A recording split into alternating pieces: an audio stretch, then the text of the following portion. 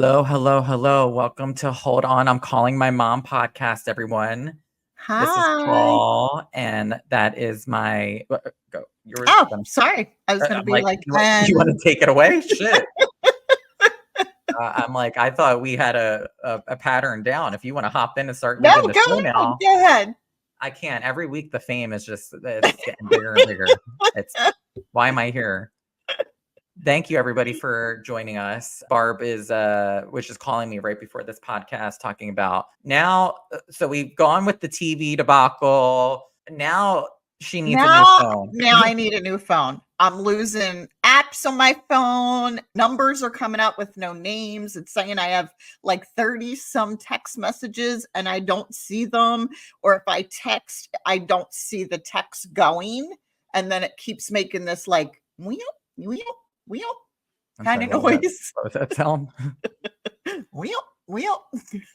Okay. Yeah. So I don't know. Like 37 text messages. I don't have 37 text messages. Like there's nothing coming up. Girl. Or again, when I send it, it doesn't look like it disappears. So Barb I don't still know. has the 2007 Motorola Razr flip phone, so she's just where I have to go one. She has to do T9. Girl, go to AT&T and get a new phone. It's time. Do you know what they did? The hassle I had last time that I took you to go get a new phone. We need a new segment of Barb and her issues with listen, where's the accountability, sweetie? Why is it always everybody else? Did they not mess up my whole account?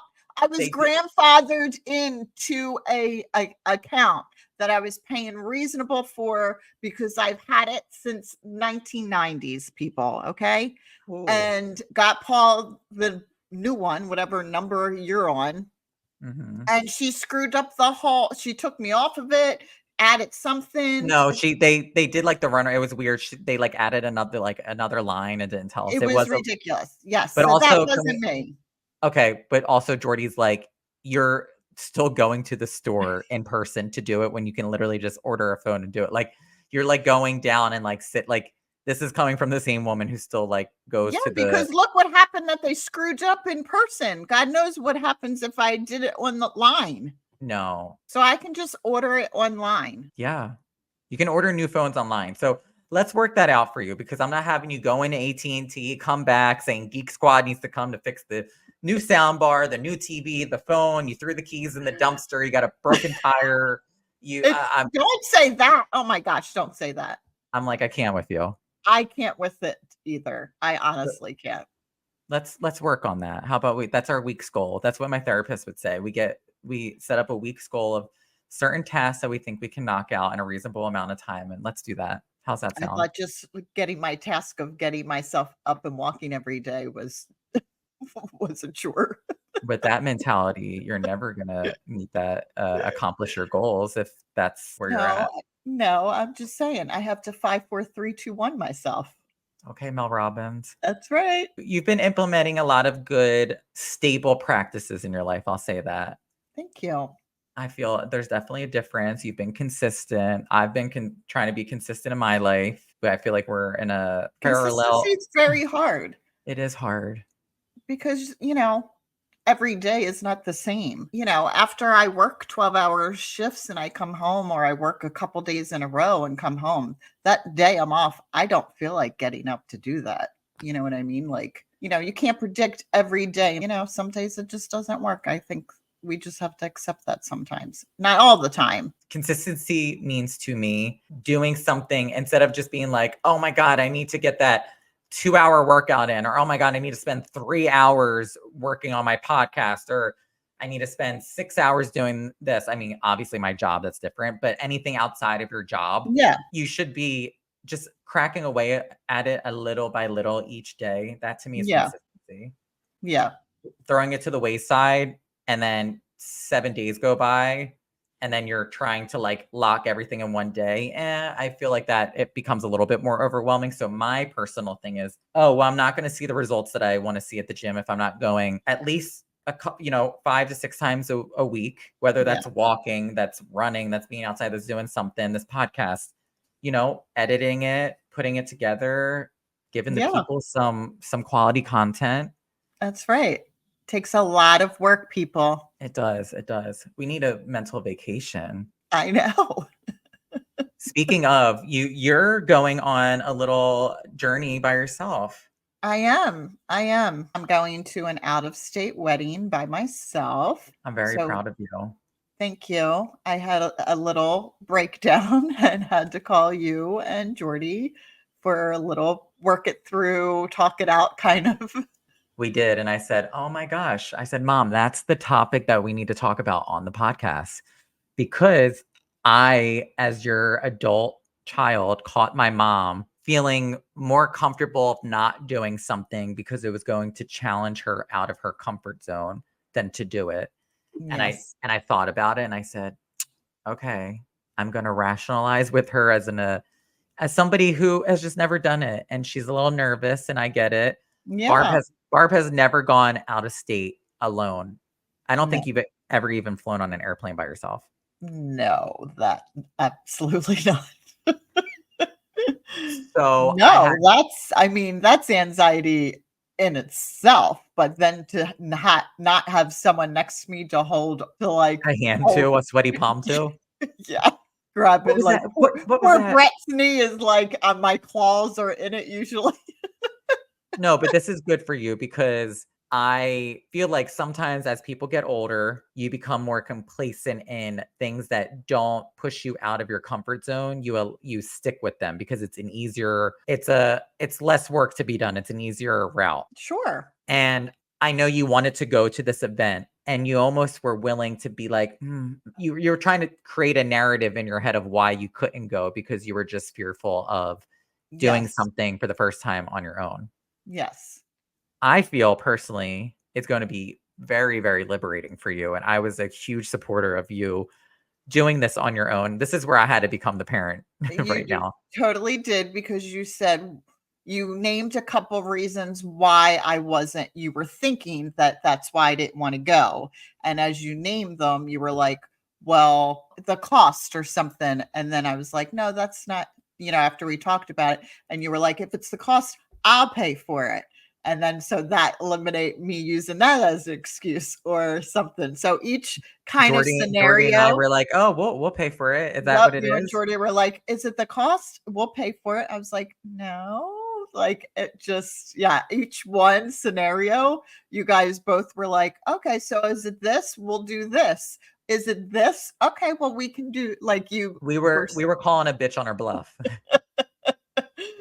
until I was like, "No, it's just out of my comfort zone." And then it was both of yous were like, "Okay, so let's talk about it." Yeah. Well, because I was thinking, okay, little old 24-year-old me got on a flight to LAX with a dream and a cardigan.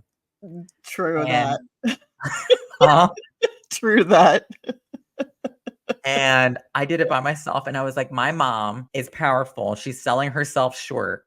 And I know she can do this because I know if she didn't do it, she would regret it. And she talks to me all the time about manifesting this life of a different chapter of independence and growth in her life. And it would be very powerful for her to do this because I guarantee you, I know you, once you do it, you're going to be like, damn, that's all it like. My mom just needs a little nudge, a little push sometimes. Yes, but I also have to stop watching, murder documentaries. Yeah. Yeah. That's why you were about to say on the podcast exactly where you're going. I was like, we're not doing that. No, yeah, no. Like, I have to stop doing that because What did Lisa Copeland say for a second episode? Stop watching that shit. yeah. But we're not I can't. I love it. But you just got to know that like you're smart, you're self-aware.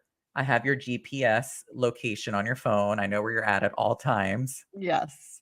And we're in constant communication and you're smart. Constant Mind you, you're going to meet your girlfriends there. You're just happen to I'm travel. going to on this trip. I'm going to be Paul on this trip, and I'm going to be like, hold on, I gotta call Paul.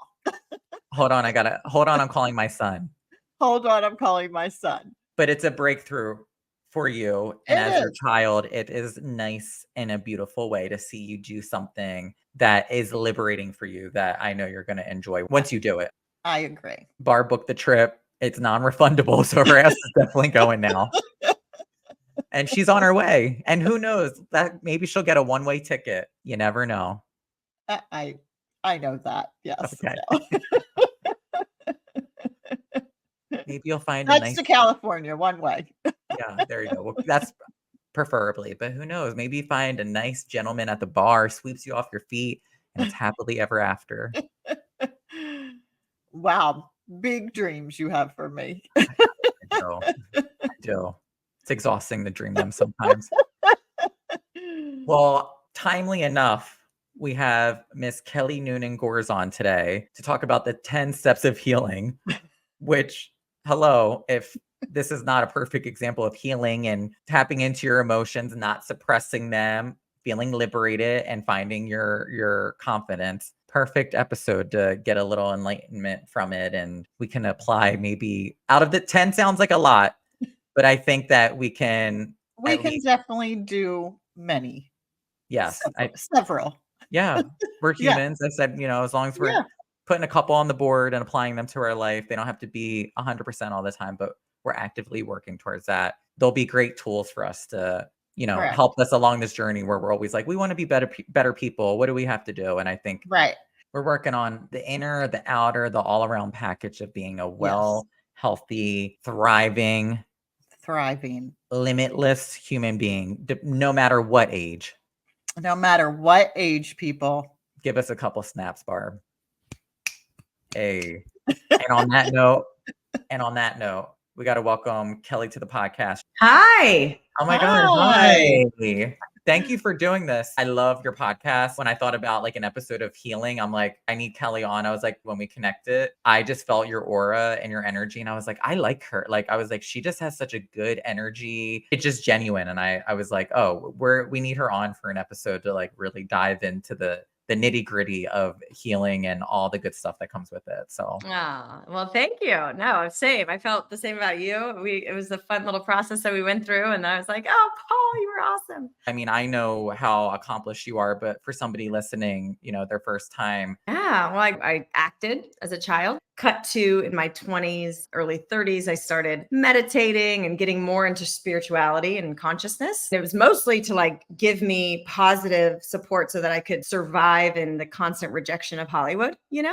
But as such, like I kind of awakened on this journey and I started becoming more interested in spirituality and consciousness than acting. So I decided to go behind the camera and just put all my teachers in this film called Heal because I kind of experienced the power of the mind and how it led to just kind of manifesting. When you're positive, you start to manifest a more positive experience. When you let the mind go on its own accord, it's going to just tend towards the negative. And if you're not doing conscious practices every day, like meditation or affirmation or, just even eating right, nutrition, just like the pillars of health, your mind can kind of spiral down, as we all know, very easily in today's world of social media and 24-hour news. Ultimately, I just wanted to put all my teachers in a film to empower others like I had been empowered. And that's what your podcast, kind of the vibe we get here. You bring in like experts to kind of talk about different things of like self-improvement. Totally. So the podcast became the Heal with Kelly podcast. And it's not because like, hey, listen to me and you'll heal.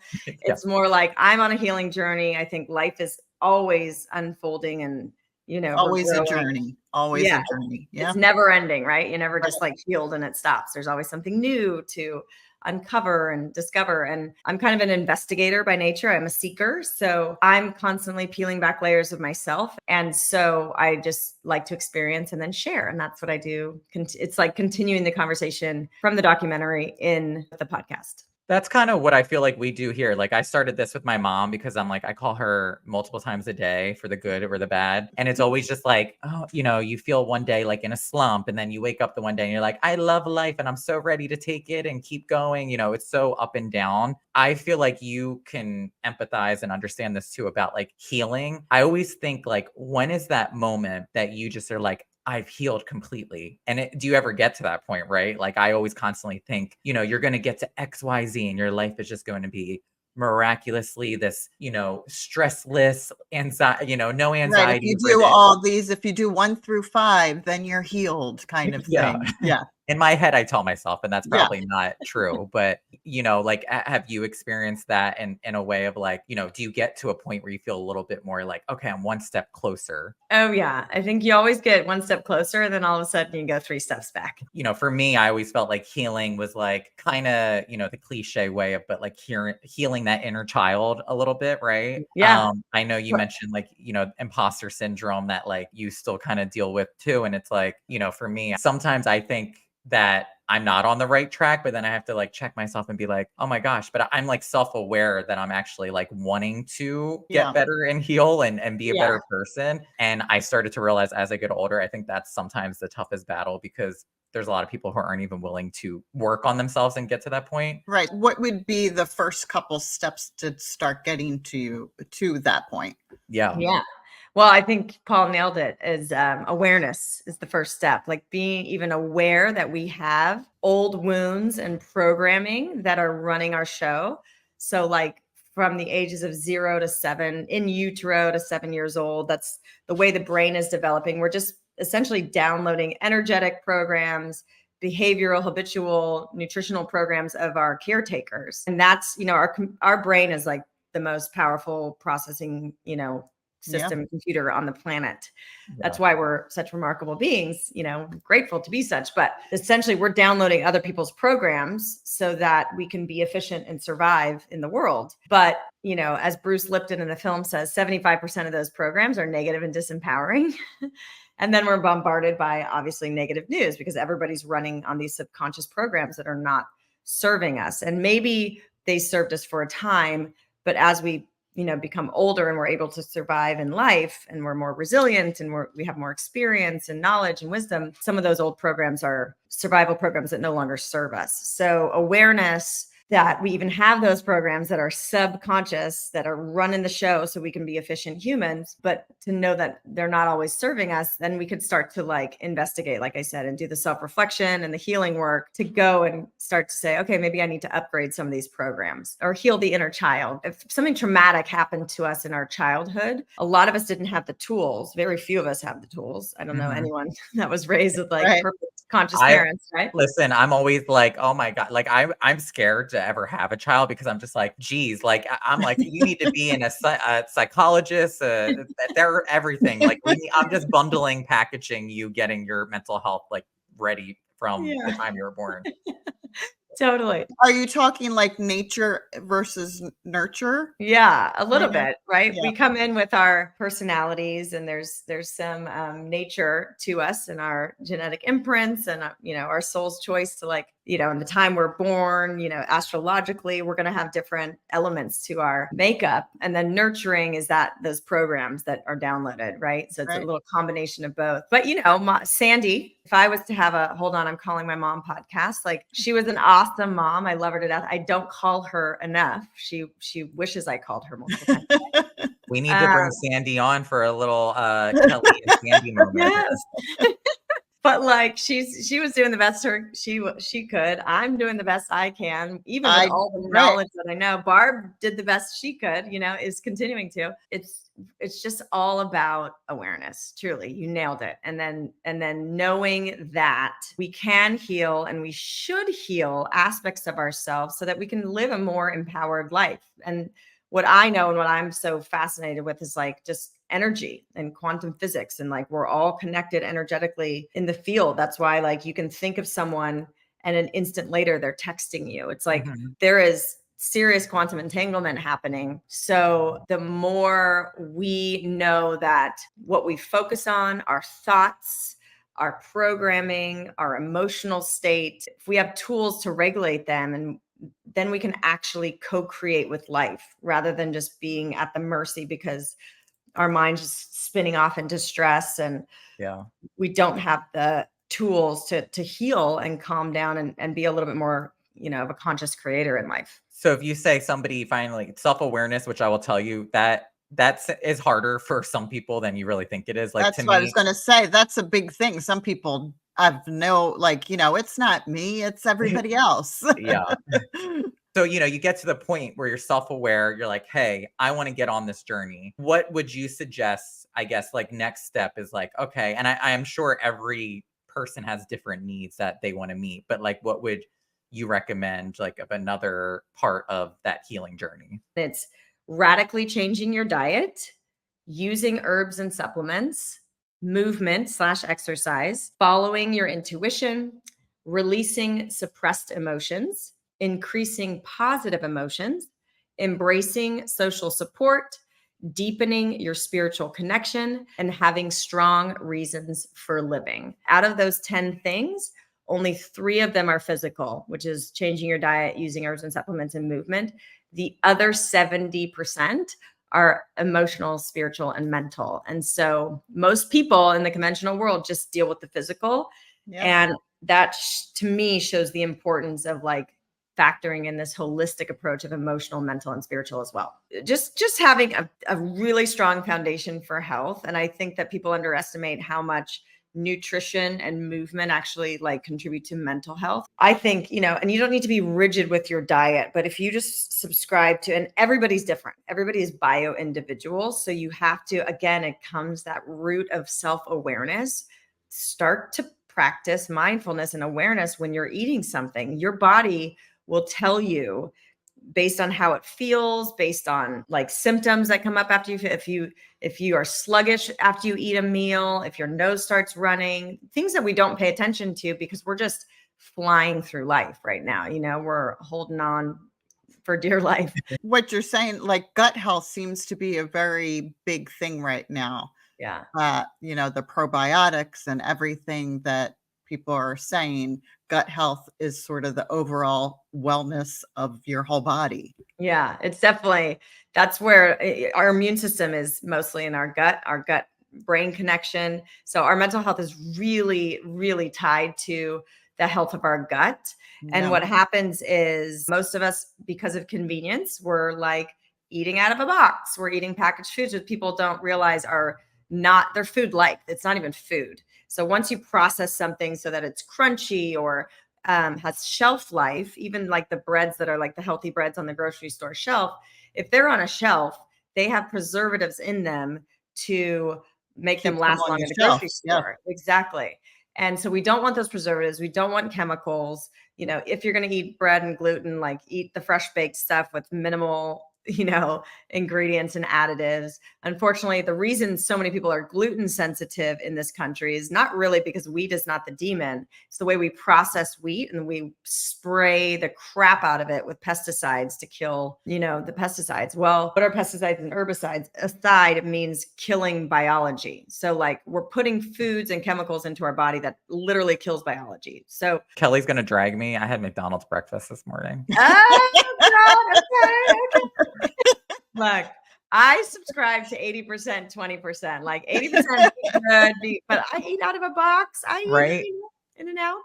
Well, that's the problem is like the moderate, like, because sometimes when you're saying this from my own experience, I'm an extremist. So there have been times where I come back from, say, like an unhealthy period of like New Year's, like most of us, we're all like, I'm back on the wagon. I'm ready to go, and I'm like, I'm going to be a vegan, non-dairy, gluten-free, no sugar.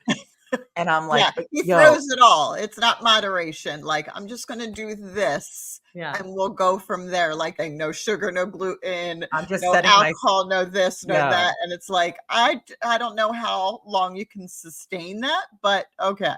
I'm setting myself up for failure by doing it, I think, to be honest, instead of implementing it one by one, and trying to just make little changes. Totally. And that pressure, I mean, I find with me, the way my brain is and the way that I was raised, and like the pressure that we put on ourselves is what drives the behavior that becomes self-destructive, because we're trying to escape the pressure that we're putting on ourselves to be perfect, or, so like if I'm like, I shouldn't drink alcohol, that pressure is going to drive me to want to drink more alcohol. You know what I mean? So it is moderation. So, but, for healing, again, moderation, but you got to move your body. If you are struggling to get some sort of movement practice going, walking is like, if you can walk an hour a day, whether it's like 30 minutes on your lunch break, 30 minutes after dinner, 30 minutes in the morning, whatever it is, wherever you can squeeze it in. If you walk an hour a day at like, a normal pace, don't lumber along like on your phone, but like if you're walking, that movement is so effective for health. And that's like all you have to start, especially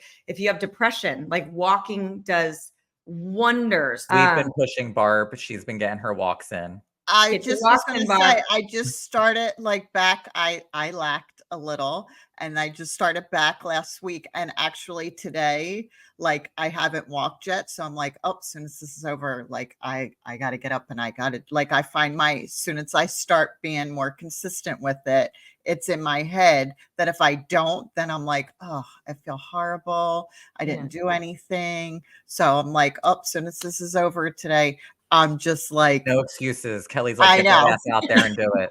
No excuses.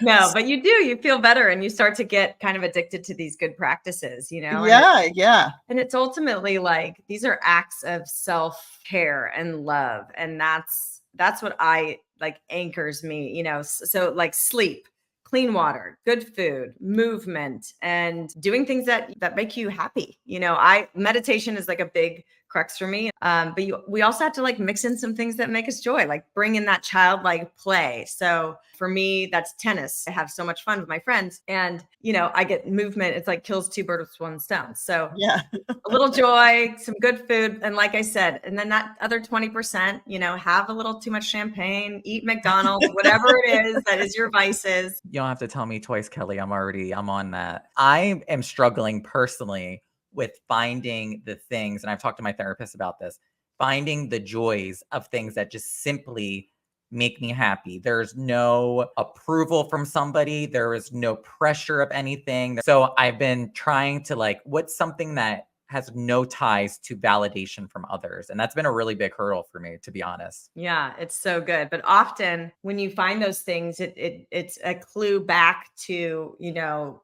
who you were at a child, and these things that light you up are like little crumbs of truth on your way to like, what is your purpose? What are you here to do? And oftentimes dis-ease comes when you go off the path of your truth of like what your gifts are, because like you make the left turn on, you know, to become a doctor or a lawyer or whoever, because that's what your environment told you you should do.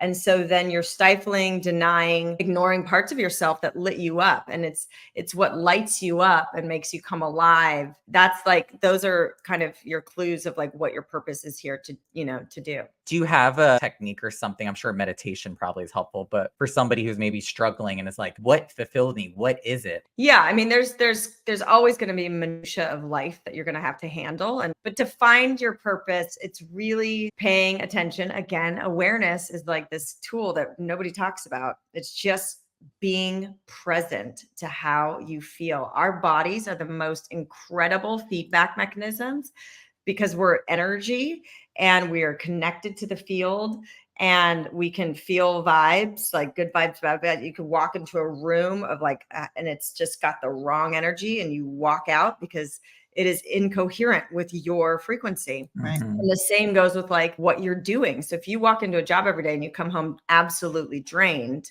something is off that you need to look at. Pay attention. If you're going to like taking your, I don't know, kid to ballet and you're getting lit up, like watch, I don't know what it is, but like your body will tell you energetically, you're going to be drained to the things that are not aligned with your purpose. And you're going to be lit up and able to talk about it with your girlfriends and your best friends, you know, for hours. Like pay attention to that, because energy never lies. And then just keep continuing to explore like what lights you up and why. And I do believe that meditation and prayer or journaling, whatever gets you quiet and still, like our intuition is our greatest superpower.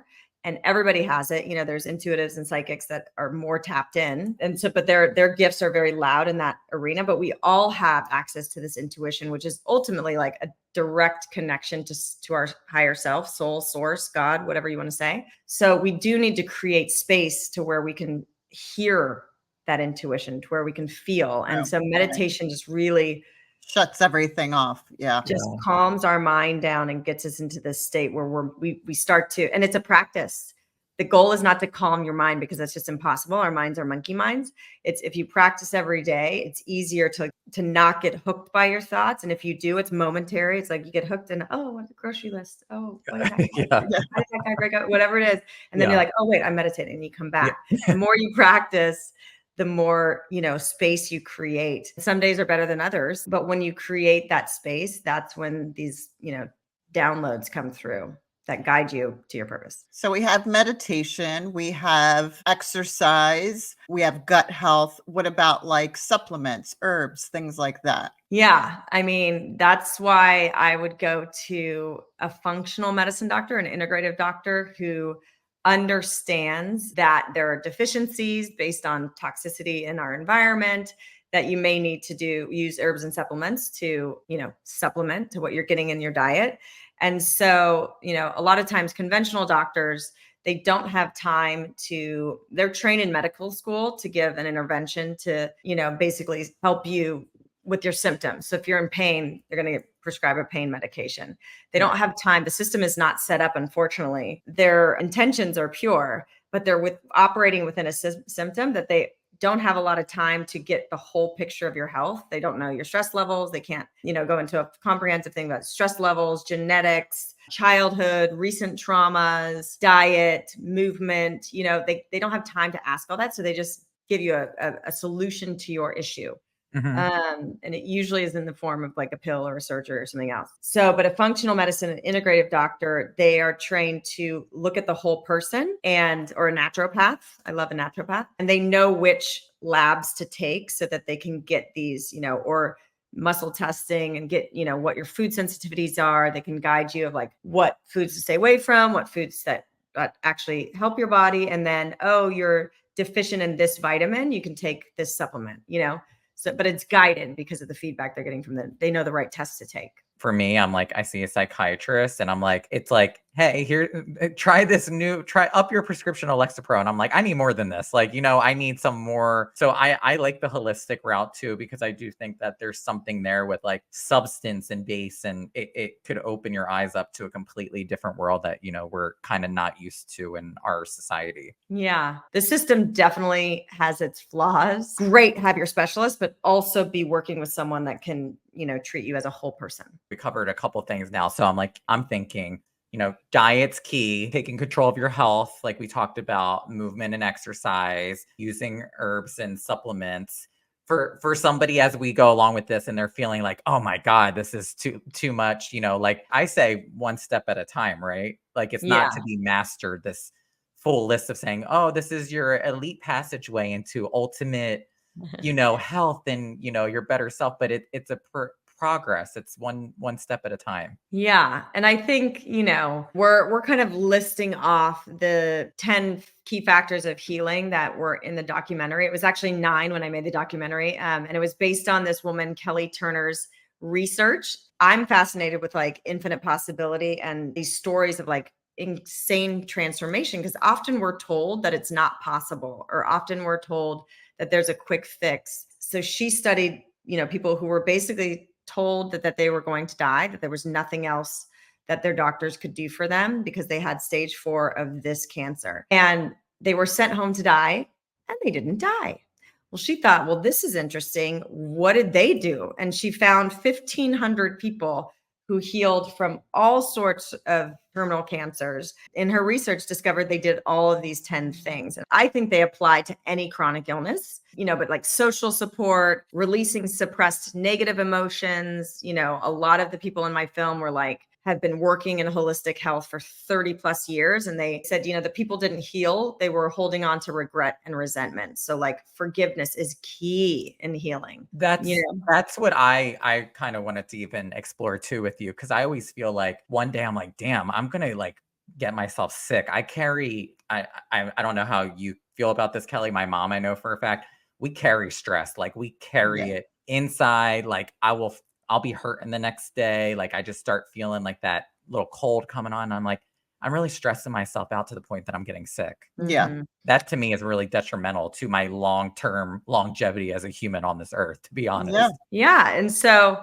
ultimately that's why I think that this is like a spiritual conversation, because it's easy to stress when you're living in this 3D world, because it is intense out there. It's an intense time, and there's a lot to stress about.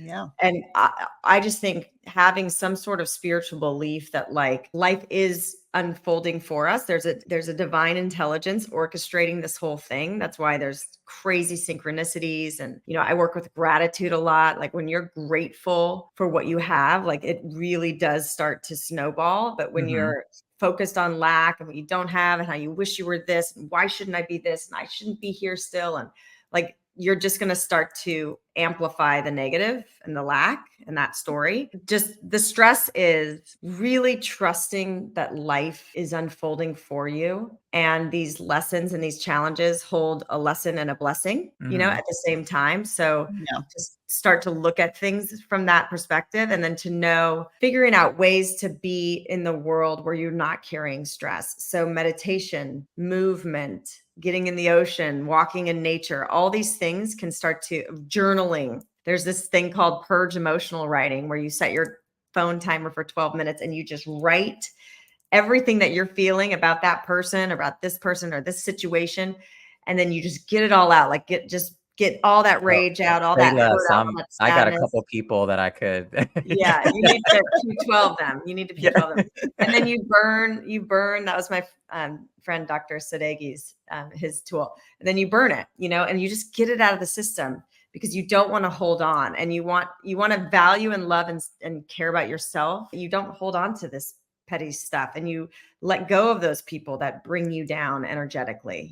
I like the burning part. I like too. that. Yeah, because I feel like when you hold on to a journal, it's, I don't know, to me personally, I just always felt like, oh, it's still there. Does that make sense? Yeah, there's like a fear that someone might read it, or yes. So like in the back, I'm like, I would be like, it would cause anxiousness of me feeling like, oh, I have it written down. If someone finds that, or God forbid something happened to me or something, and it's laying there and it's there. So I like the burning part. Yeah. So I wonder who I get my anxiety from. My mom is anxious about her feelings being put on paper, that someone's going to read her feelings and hold her accountable for that. Makes perfect sense. Here we are. Mystery solved. We do our best. That's what she said in the beginning of all of this. Yeah, totally. Kelly, what you said about, having your like perspective of life and how really effective that can be in terms of how you feel physically. My mom's always really driven home like glass half full, not glass half empty, because I'm sure you could relate in some way or another. We have some family members who it's very woe is me, always this. And you have just seen over years and years, it just chip away at them, like physically too, that you're like, oh my God. Mentally. Yeah. Mm-hmm. Yeah. Victim mindset is a big barrier to healing. Yeah. And there are real victims out there that get, traumas happen, attacks happen, really horrific acts happen to these people. And yes, be that victim, like feel all of that and go through that gamut of emotions. And like you were victimized. That's okay. But if you're going to live in victimhood, you're going to keep attracting attack over and over in different ways. So like, read Viktor Frankl's book on my shelf somewhere. But I love that you like turned and you were like, just out of all the books, you're like going to spot it out. And I'm like, there's like, it's there. Man's Search for Meaning. Because he was in the Holocaust and he was like the ultimate victim, right? That's horrific, horrendous. And he took his power back and said, no man will take away my control, my ability to control how I respond to life, Yeah. I think I read that book. Yeah. I think I read that book. Yeah. A long time ago, but I think I read that book. It must have been in Oprah's book club, wasn't it? It's probably. It's a classic. It's a classic. But yeah. So we got to get out of victim mindset and also look back. And a lot of us get stuck in our childhood, and we blame, Barb and Sandy and Marty. But again, they're doing the best they can. And if you think about it, like my dad had a temper, and he was a product of his childhood, and he was raised by a Marine and all these other dynamics. And so he was doing the best he could. I was raised, so like, walking on eggshells my whole life, but it made me very hypervigilant and aware. Awareness is key, right? In healing. Yeah. So I've cultivated like lots of awareness, and I'm witty. Like he gave me a lot of gifts too, that pressure cooker. And of course there's things I have to unpack and heal and things that don't serve me as well. But a lot of times these challenges and traumas that we went through actually like gave us, our gifts in a lot of ways. That's 100%. true. That's an awesome way to look at it, right? Yeah. I try to incorporate that every now and again because I think, oh, like, you look at it like, oh my God, this person in my head that's like, I'm always so self-aware. I'm always reading the room. I'm always knowing what's going on. I'm like, sometimes I wish I was a little delusional, to be honest, because it would make my life a little bit easier. But then I think, oh, I'm a product of my environment. I've talked about it on here, being a gay kid, being in public spaces, being closeted, being in a somewhat of an unhealthy or very unhealthy family home life. There's things that you just pick up that kind of is a protective mechanism, but it kind of does serve you justice in the long run. Right. Yeah. It makes you kind of who you are also. Yeah. And that's why in every challenge trauma, there's always a blessing and a lesson. It's like, what am I here to learn? And thank you. Everyone I've talked to 100% of the time, even though like cancer is a brutal, brutal journey sometimes, it can be very terrifying. They wouldn't change a thing. They healed and they're like, it was the greatest gift. And you can't imagine that story from the beginning because it's such a scary thing to go through and navigate. I don't know if Paul has ever told you, his brother, my son, my youngest, was diagnosed with cancer at 12. So he's a cancer survivor, and his thought process is a very different thought process of life. And, he will say, that did change who I was. And he would change some chronic things from it. But sometimes he says, I don't know if I would change having it. Yeah. If that makes sense. Yeah. I think it's powerful for him to say that because I can't even, like, I always say, oh my God, you're the strongest person I know because you just went through life thinking I just got to fight, stay, very positive. And I definitely think always was positive, always was positive through all that he went through. Always. Yeah. Always with a smile. Yeah. It's amazing. Yeah. Character revealer, but you also go, okay, life, I think you start to value life and you're grateful for every moment. And I feel like that's, whatever energy, whatever created us, whatever the reason that we're here, where we come from, it's like, it always comes back to like trying to get us to live in gratitude and just really be present in the moment and go, wow, life is such a gift, and sometimes we got to go get a gnarly diagnosis to remember that. Yeah. I mean, that changed my life. Me too. Yeah, that changed Paul's life. I think it changed how we even thought about life in general, Oh yeah, I get so annoyed at myself when I'm like, I'm being such an annoying bitch. Like, why am I complaining about like that? I can't make it to the gym or like, and I'm like, I know it's human nature, but I'm like, I have seen on the other scope like how severe life can be, where it is life or death, and that's why I have to like check myself. And it is hard because I am, like I said, a human, but like I do keep that in the back of my mind where I'm like, okay, you've seen what is worse than like missing a gym class. You know what I mean? Like you'll be fine. Yeah, I know.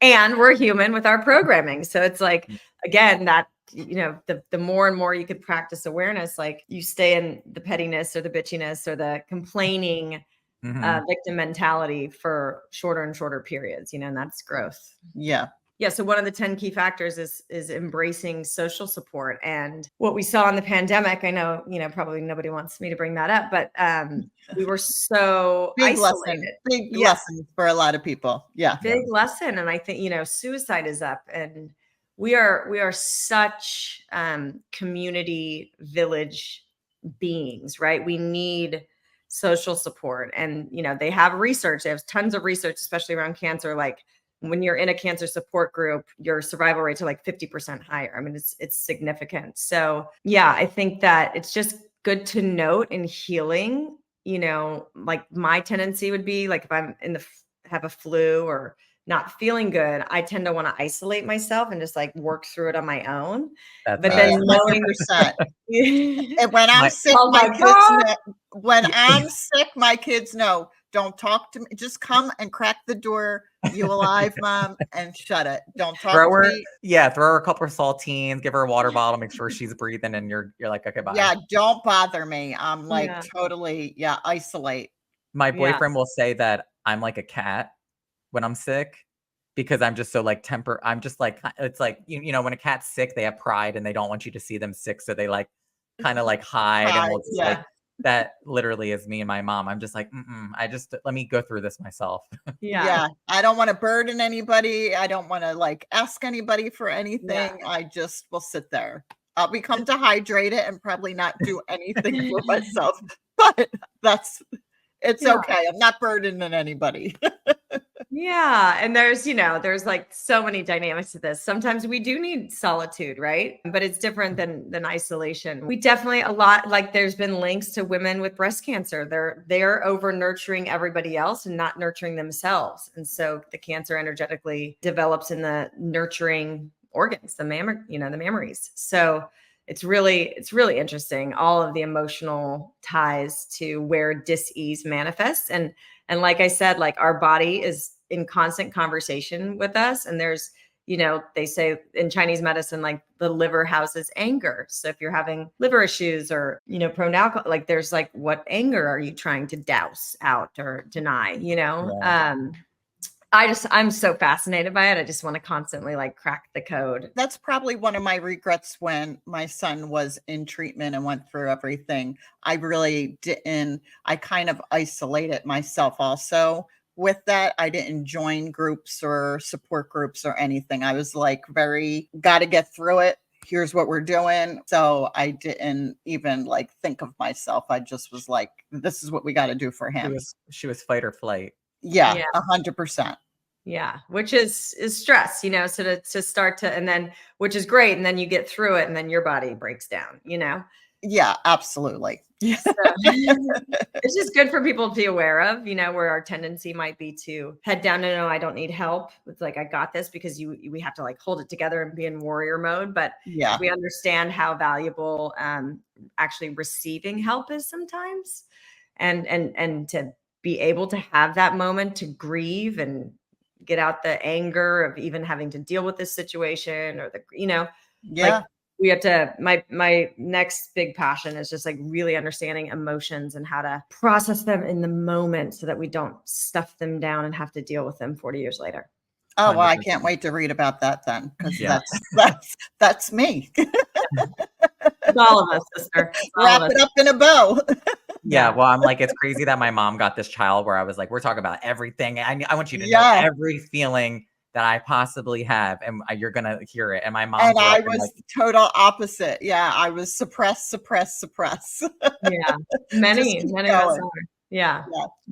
You have a great energy, and it's such a testament of like your inner work that exudes outwardly. Like I said, you could look gorgeous and physically be beautiful, but you have a great energy, and I think that goes to show what kind of person you are. So right, because the inner shows on the outer, makes period. Yeah. Oh, thank you. Well, I feel the same way about you, Paul. You shine as well, and so does Barb. Apples fall far from the tree. So thanks for having me on. Tell everybody where they can check you out at. The podcast is Heal with Kelly. On Instagram and Facebook, we're at Heal with Kelly. My personal is Kelly Gores, Gores. And I think all is at our website, healwithkelly.co. The documentary Heal is on Amazon Prime. As Barb has attested.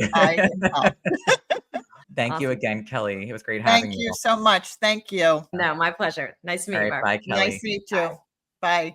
I love her aura. Well, I think she goes with inner, projects outwardness of mind, body, soul. You know what I mean? What you put in and what you do for your inner self definitely reflects on how you live your life and how you feel and your moods and overall mental health, emotional health. Yeah. And when she was going over them, huge bullet points that I feel like you could take at least one and implement it into your life. And like I said to her, I feel like if I were to hear this for the first time, which I did, you're not going to be able tomorrow, like I would love to, be like, right. You're not going to be like them all out. Right. Box one, check, all the way down. It's a process. She's been doing this for a long time. She said in her 20s. I don't know how old she is.